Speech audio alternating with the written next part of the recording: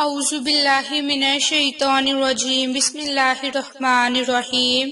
عائشہ Islamic history کی پیاری بہنوں اور بھائیوں، السلام علیکم ورحمۃ اللہ وبرکاتہ۔ تمام تعریفیں اللہ کے لیے، وہی نیک لوگوں کا ولی ہے۔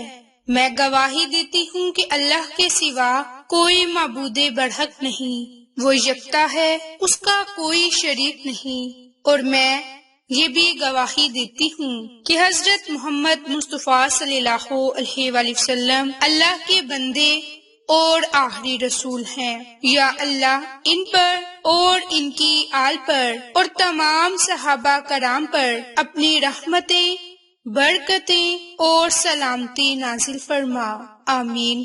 میری بہنوں اور بھائیوں، آج کی اس ویڈیو میں آپ کے ساتھ قرآنی سورت لہب کا خاص عمل اور وظیفہ شیئر کرنے جا رہی ہوں۔ یہ سورت قرآن پاک کی مختصر سورت ہے اور اس سورت کی صرف اور صرف 5 آیات ہیں، جس کا ترجمہ کچھ یوں ہے کہ ابو لہب کے دونوں ہاتھ ہلاک ہو گئے اور وہ خود ہلاک ہو گیا، نہ اس کے کام اس کا مال آیا اور نہ جو کچھ اس نے کمایا۔ عنقریب وہ شعلے والی آگ میں داخل ہوگا اور اس کی بیوی جو ایندھن اٹھانے والی ہے، اس کی گردن میں مضبوط بٹی ہوئی رسی ہوگی۔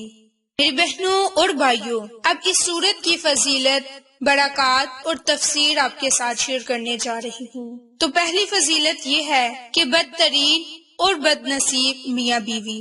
صحیح بخاری میں ہے کہ رسول اللہ صلی اللہ علیہ وآلہ وسلم بطحا میں جا کر ایک پہاڑی پر چڑھ گئے اور اونچی آواز سے کہنے لگے، یا صباحہ، قریش کے لوگ سب جمع ہو گئے تو آپ صلی اللہ علیہ وآلہ وسلم نے فرمایا، اگر میں تم سے کہوں کہ صبح یا شام دشمن تم پر چھاپا مارنے والا ہے تو کیا تم مجھے سچا سمجھو گے؟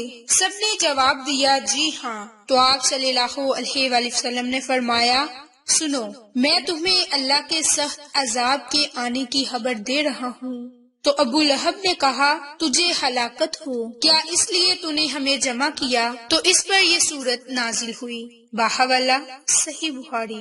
دوسری روایت میں ہے کہ یہ ہاتھ جارتا ہوا یوں کہتا ہوا اٹھ کھڑا ہوا، تبت، ان کے بد دعا ہے، تب خبر ہے۔ اور ابو لہب نبی کریم صلی اللہ علیہ وآلہ وسلم کا چچا تھا۔ اس کا نام عبد العزیز بن عبد المطلب تھا۔ اس کی کنیت ابو عتبہ تھی اور اس کے چہرے کی خوبصورتی اور چمک دمک کی وجہ سے ابو لہب ان کے شعلے والا کہا جاتا تھا۔ یہ نبی کریم صلی اللہ علیہ وآلہ وسلم کا بدترین دشمن تھا۔ ہر وقت ایذا دہی، تکلیف رسانی اور نقصان پہنچانے کے در پہ رہا کرتا تھا۔ سیدنا ربیعہ بن عبادہ دلی رضی اللہ عنہ اپنے اسلام لانے کے بعد اپنا جاہلیت کا واقعہ بیان کرتے ہیں کہ میں نے رسول اللہ صلی اللہ علیہ وآلہ وسلم کو خود ذوالمجاز کے بازار میں دیکھا تو آپ صلی اللہ علیہ وآلہ وسلم فرما رہے تھے کہ لوگوں، لا الہ الا اللہ کہو تو فلاح پاؤ گے۔ لوگوں کا مجمع آپ کے آس پاس لگا ہوا تھا۔ میں نے دیکھا کہ آپ کے پیچھے ایک گوڑے چٹے چمکتے چہرے والے، بیگنی آنکھوں والے، جس کے سر کے بڑے بالوں کے 2 مینڈیاں تھی، آیا اور کہنے لگا، لوگوں، یہ بے دین ہے، جھوٹا ہے۔ غرض آپ لوگوں کے مجمع میں جا کر اللہ کی توحید کی دعوت دیتے تھے، اور یہ دشمن پیچھے پیچھے یہ کہتا ہوا چلا جا رہا تھا کہ میں نے لوگوں سے پوچھا کہ یہ کون ہے؟ تو لوگوں نے کہا، یہ آپ کا چچا ابو لہب ہے۔ باحوالہ مسن احمد۔ ابو الزیاد نے روایت بیان کی کہ ربیعہ سے کہا کہ آپ تو اس وقت بچے ہوں گے؟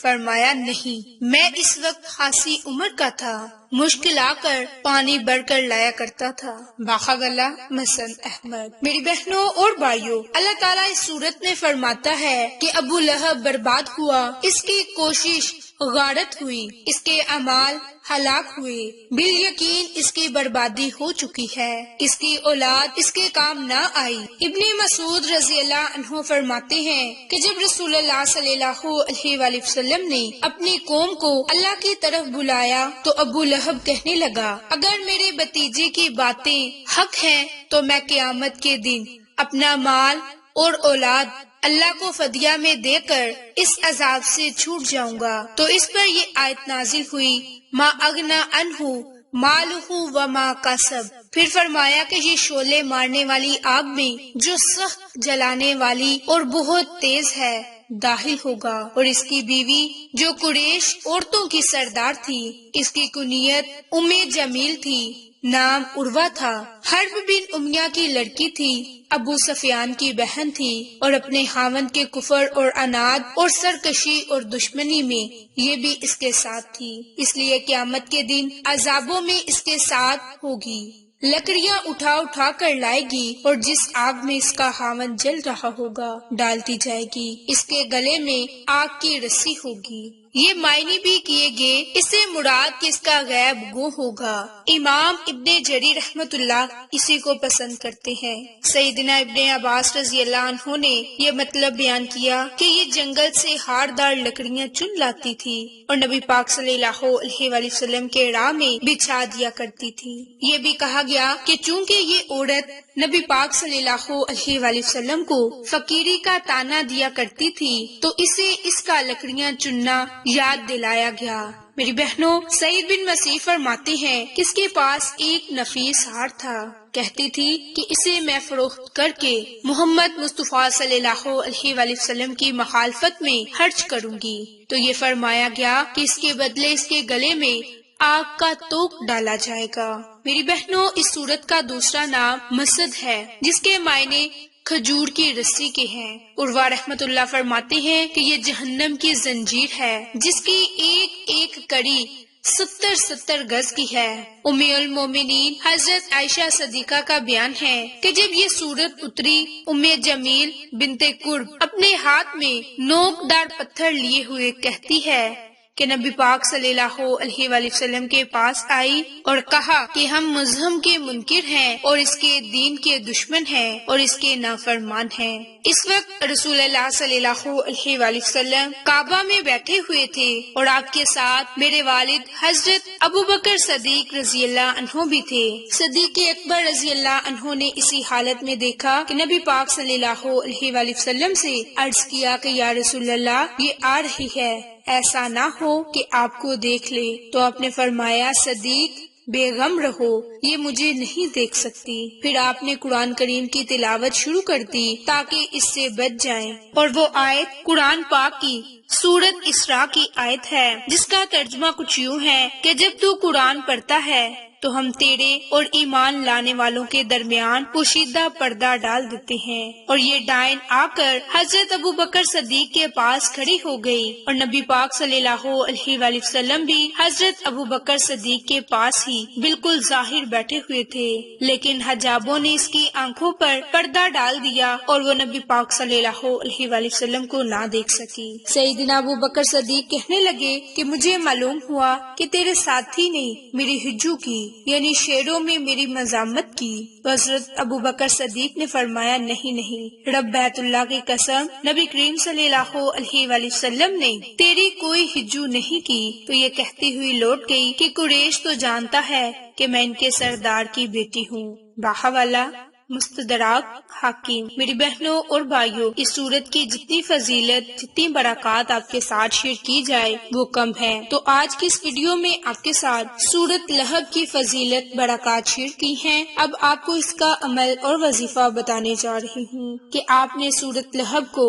ہفتے میں صرف ایک بار، کسی بھی دن، کسی بھی مناسب وقت، کسی بھی نماز کے بعد صرف اور صرف 5 مرتبہ ہاتھ کی انگلیوں پر پڑھنا ہے، اور سورت لہب کی 5 آیت مبارک ہیں، تو آپ نے ان 5 آیت مبارک کو صرف اور صرف 5 مرتبہ پڑھنا ہے۔ اول میں، آخر میں آپ نے درود پاک کو لازم پڑھنا ہے اور اللہ تعالیٰ سے خصوصی دعا مانگ لینی ہے۔ انشاءاللہ اللہ تعالیٰ آپ کی ہر دعا کو سنے گا اور آپ کی ہر دعا کو قبول فرمائے گا۔